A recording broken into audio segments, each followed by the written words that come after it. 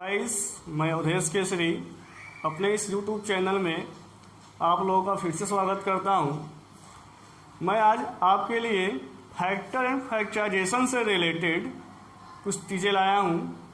आपको ये बहुत पसंद आएगा और आप इंटरेस्टेड भी हैं इस चीज़ के लिए कि चूँकि ये आपके चैप्टर से रिलेटिव है और आप इसको ज़्यादा से ज़्यादा शेयर ज़रूर करिएगा।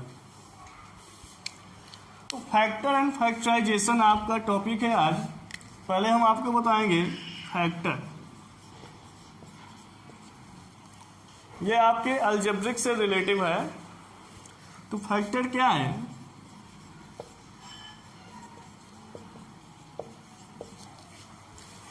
किसी भी अलजेब्रिक एक्सप्रेशंस के प्रोडक्ट फॉर्म में हो, प्रोडक्ट फॉर्म से उसको अलग अलग एक्सप्रेशंस में व्यक्त कर दे।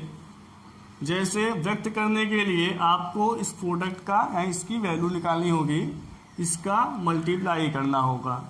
3x का मल्टीप्लाई 4x में करेंगे तो 3 4 जा 12 और x का हो जाएगा x² माइनस ये साइन आपका लग गया।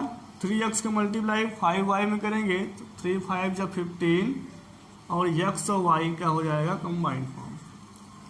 तो आपने क्या किया, आपने 3x और 4x माइनस 5y जो ब्रैकेट में था इसका प्रोडक्ट निकाल दिया। अलग अलग एक्सप्रेशंस में यह एक्सप्लेन हो गया। तो अलग अलग एक्सप्रेशंस में हर एक एक्सप्रेशंस फैक्टर्स कहलाते हैं। ये आपके हो गए फैक्टर्स।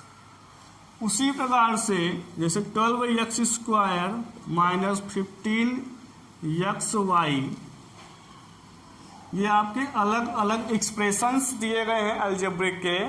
तो इस अलजेब्रिक एक्सप्रेशंस को कंबाइंड फॉर्म में ले आना या प्रोडक्ट फॉर्म में ले आना आपका फैक्टराइजेशन कहलाता है।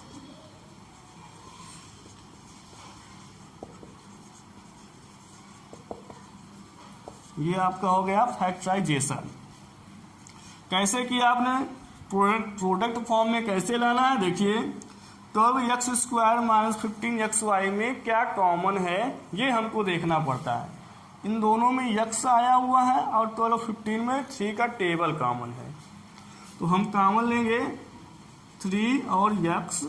तो 3x कॉमन लेने के बाद जो संख्या अब 3x से डिवाइड होने पे आएगी उसको हम ब्रैकेट के अंदर लिखेंगे।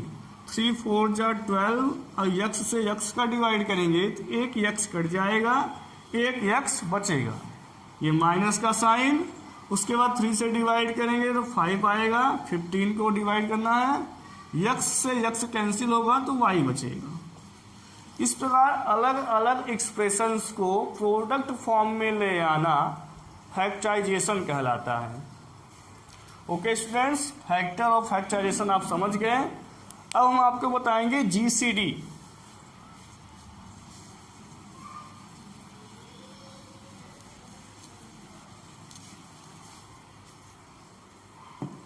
जीसीडी यानी कि greatest common factor. GCD full form इसका greatest common factor. Greatest common factor ये आपके अलजेब्रिक एक्सप्रेशंस में यूज होते हैं। कॉमन फैक्टर क्या है? देखिए जैसे आपका एग्जांपल हो गया 4xy²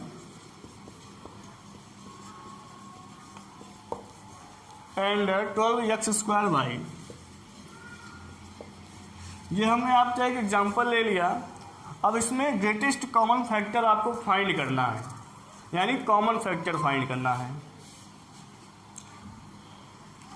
तो आप क्या करेंगे, 4xy² इनका अलग अलग फैक्टर निकाल ले। फैक्टर कैसे निकलेगा? जितने भी आप चीज़ें इसमें देख रहे हैं सभी को, चूंकि ये सभी आपके प्रोडक्ट फॉर्म में होते हैं, अगर इनमें कोई प्लस या माइनस का साइन नहीं लगा हुआ है तो ये आपस में क्या है, कंबाइंड है, यानी मल्टीप्लाई में है। तो आप इसको अलग अलग भी लिख सकते हैं। 4 मल्टीप्लाई x मल्टीप्लाई y² है तो y को 2 टाइम्स लिख दीजिए, y इंटू वाई। इसी प्रकार से 12x² y को भी आप लिख सकते हैं 12 into x into x into y. 12 into x 2 बार है, x into x into y. ये आपके फैक्टर्स क्या हो गए, अलग अलग हो गए। ये सारे फैक्टर्स हैं आपके जो आपके आपस में कंबाइंड है। अब आप इसमें कॉमन देखेंगे, x कॉमन है एंड y कॉमन है, यानी ये x कॉमन है, ये y कॉमन है। ओके, और 4 और 12 में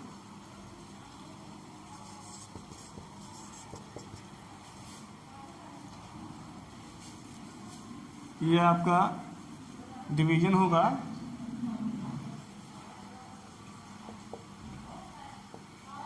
सॉरी यहाँ पर फैक्टर नहीं, डिवीजन होगा, ग्रेटेस्ट कॉमन डिवीजन।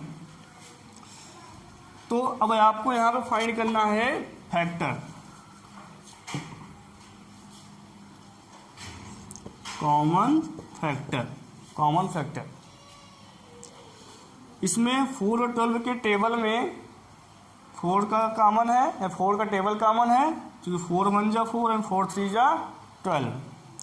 तो 4 कॉमन ले लिए, x कॉमन है एंड y कॉमन है। तो क्या आया आपका बचा, इसमें 3 बचा हुआ है एंड x बचा हुआ है, y बचा हुआ है। ओके, इस प्रकार से आपका ये हो गया, ये मल्टीप्लाई में ही है, यानी आपको ये देखना है 4xy आपका क्या है, कॉमन फैक्टर है जो इन दोनों में कॉमन था। ओके स्टूडेंट्स,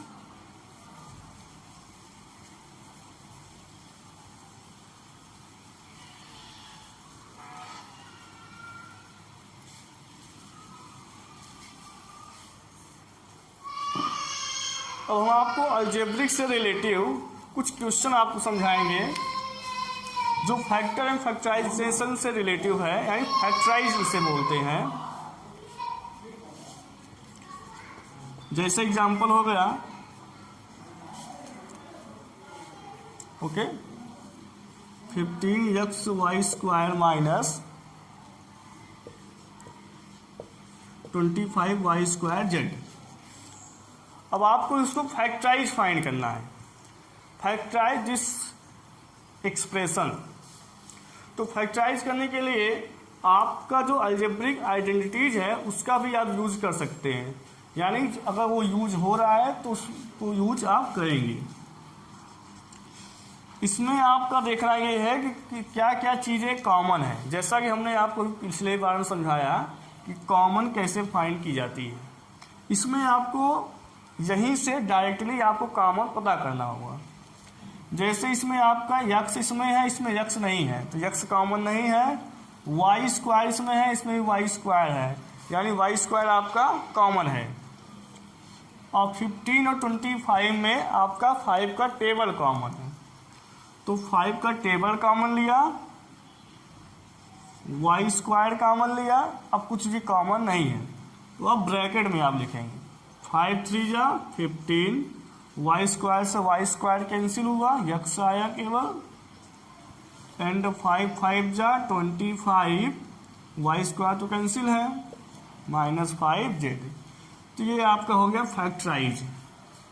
यही हमने आपको बताया था, अलग अलग एक्सप्रेशंस को प्रोडक्ट फॉर्म में ले आना ही फैक्टराइजेशन या फैक्टराइज कहलाता है। ये आप समझ गए। नेक्स्ट आपका इस एक एग्जांपल और समझा देते हैं।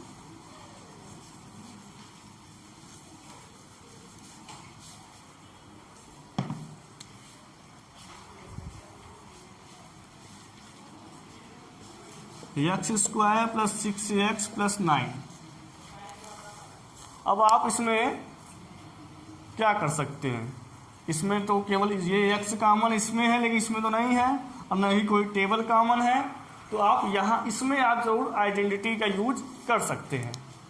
जैसे देखिए x² प्लस 6x को हम क्या लिख सकते हैं, 2 इंटू 1 या x इंटू 1 प्लस 9 को लिख सकते हैं 3 का स्क्वायर। 3 का स्क्वायर भी 9 होता है।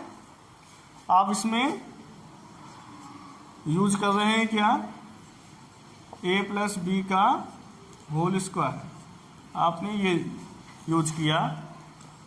तो x प्लस 3 का होल स्क्वायर, ये आपका प्रोडक्ट फॉर्म में अब आ जाएगा, x प्लस 3 x प्लस 3, ये आपका आंसर। ये क्या हो गया, आपका फैक्टराइज हो गया। ओके स्टूडेंट्स, तो फैक्टराइज के और भी पार्ट होते हैं जो हम आपको नेक्स्ट टॉपिक में बताएंगे। आज के लिए इतना ही। इस वीडियो को अधिक से अधिक शेयर जरूर करें, अगर हो सके, अगर पसंद आया तो लाइक भी अवश्य कर दें। धन्यवाद।